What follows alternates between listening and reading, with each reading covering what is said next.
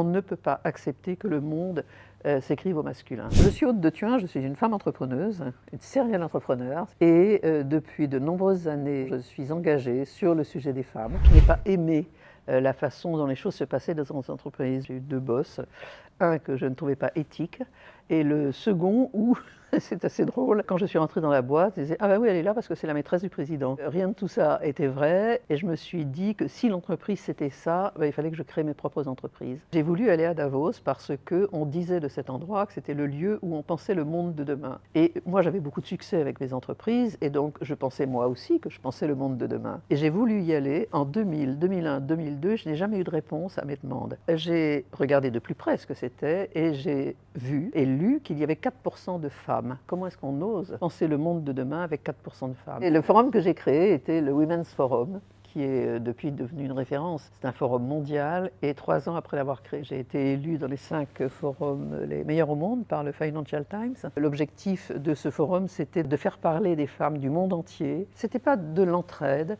mais c'est en comparant les choses qu'on voit aussi comment on peut agir. Et c'était d'entendre la parole des femmes, leur vision, ce qu'on entend finalement assez rarement. Et tout ça a marché, ça a été une période formidable, et c'est une des choses dont je suis le plus fier. J'ai décidé de créer Women in Africa à la demande des femmes africaines. Elles sont venues me chercher parce que j'avais créé le Women's Forum. J'ai beaucoup hésité parce que je suis blanche. Il y a 2 raisons qui m'ont fait me décider. La première, c'est que je me suis dit que si j'y allais, j'allais faire un modèle économique différent. J'allais faire un forum, puisque c'est quand même mon métier, et que j'allais créer en même temps un fonds de dotation pour soutenir les femmes entrepreneuses africaines. On reçoit plus de 30 000 dossiers par an, et on en retient 10 par pays, c'est-à-dire 540. Et on a des jurys dans le monde entier, mais c'est présidé par une femme africaine. On est devenu le plus gros organisme pan-africain. La deuxième raison, c'est que j'ai interrogé des femmes et que j'ai pris conscience plus que jamais qu'elles n'ont aucune envie de migrer, ni de voir leurs enfants migrer. Ça veut dire qu'il faut stabiliser les pays. Ça pouvait se faire par les femmes. Leur demande, c'était que je les connecte au monde, parce que le monde ne sait pas ça. Quand on parle de l'Afrique,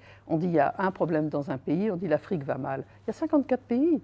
Il y a des pays qui vont bien, il y a des pays qui sont beaucoup plus corrompus que d'autres, il y a des pays dans lesquels justement ils sont en train de mettre en place de nouvelles gouvernances. En cela, les réseaux sociaux aident beaucoup parce qu'ils sont capables d'avoir une puissance de communication qui peut amener des changements. L'Afrique est très jeune, 75% de la population a moins de 25 ans, et ils sont donc sur les réseaux sociaux. C'est le début de ça, mais je pense qu'on verra des choses très fortes venir bientôt.